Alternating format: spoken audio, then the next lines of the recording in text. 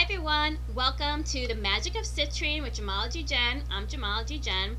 So as a former GIA instructor, I love to help people understand what makes one gemstone more valuable than others.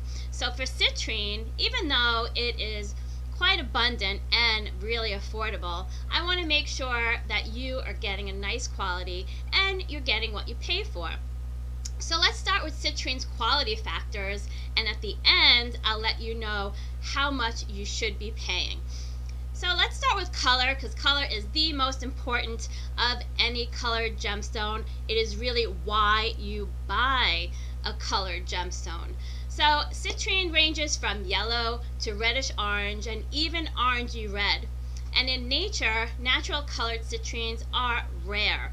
And most citrine that you see in jewelry or as a crystal have actually been created by heat treating either amethyst, which is the purple quartz, or smoky quartz, which is that brownish color quartz.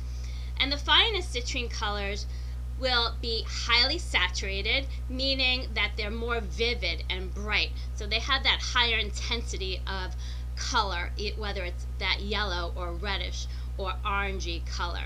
And you want little or no brown color, so you don't want it to be, murky or too earthy of a component inside that color. And because of citrine's attractive color, whether it's yellow or orange or red, plus the durability and affordability of citrine, it is the top selling yellow to orange gemstone in the market. So it's the most popular.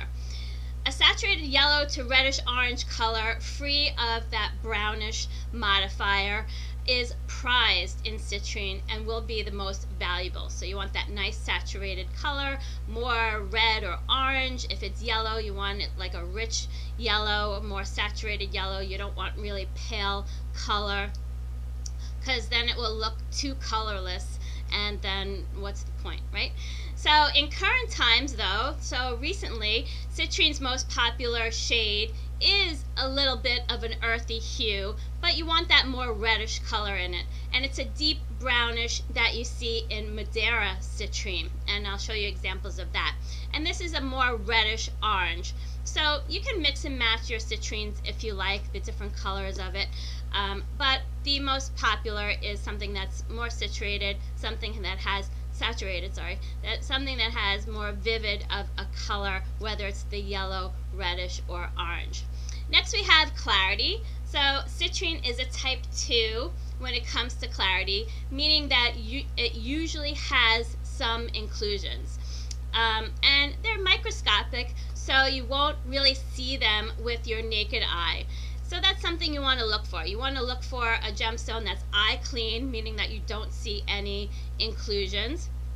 So if it's cut into like a cabochon, which is a smooth surface gemstone, usually used as like accent stones, or carvings, they do carve citrine, then they usually use material that has more inclusions in it, something with less transparency.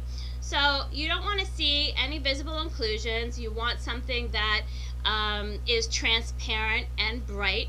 So you don't want something that looks cloudy or that you can actually see visible inclusions, especially if it's a paler colored gemstone, because then all you see is inclusions.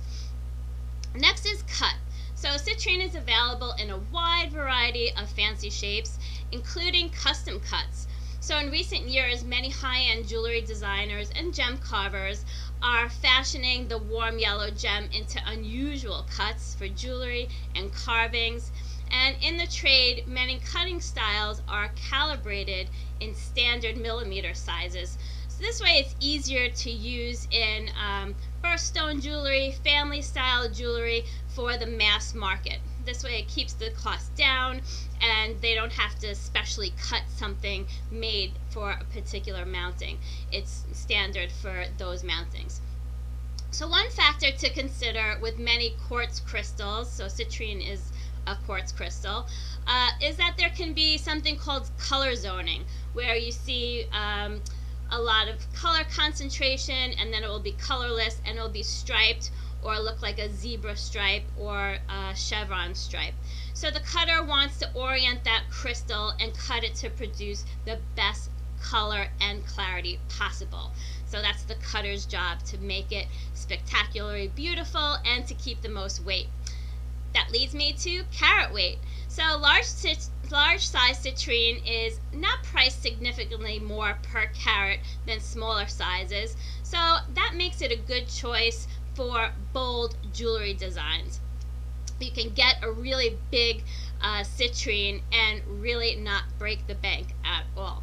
So unlike other colored gemstones, smaller citrines can have strong color. Some gemstones, when they're very small, are very light in color, but citrine can hold its color when you see it in small sizes. So it makes it easier to match sets of differently sized gems so that the color is more consistent throughout the design. So as I mentioned, I'm going to talk about how much you should be paying for citrine, and it's really not costly at all. You can get a nice quality yellow or Madeira citrine. For up to 1.5 carats, you can pay anywhere between $10 for the stone to $35 for the stone. And if you go to 1 3/4 and above, usually it's about $70 for the stone to $100 for that stone. And if you go above 7 carats, see how big that jump is from carat 75, under 2 carats, all the way to 7 carats, then maybe you'll pay about $200 to $300 for the entire stone. So not per carat, for the entire stone. So it's pretty affordable. If it's carved or something that's fancy, then of course you'll be paying more, and that's just because of the time for and the skill of the designer or the carver. So you're paying more for that time and that talent than actually for the citrine. But it does come out quite beautiful. So those are your value factors. So you can see that citrine is quite affordable, can be quite beautiful, and that color will just brighten up your day with all of its amazing powers. So if you have any questions about citrine, how to get one, I am here to help you. You can DM me, and I'd love to help. Have a great weekend, guys.